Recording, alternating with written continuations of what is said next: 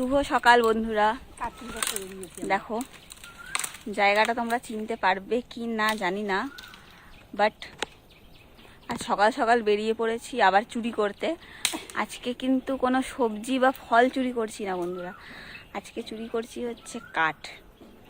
যেহেতু তোমরা সবাই জানো যে এখন গ্যাসের খুব ক্রাইসিস চলছে, ওই জন্য কি করব, উনুন বানিয়েছি, মাটির উনুনে রান্না হবে, তাই জন্য কাঠ চুরি করতে এসেছি। এই যে দেখতে পাচ্ছ, এই কটা আপাতত এখন জমা করেছি, আরও ভাঙা চলছে ওদিকে। আর এই যে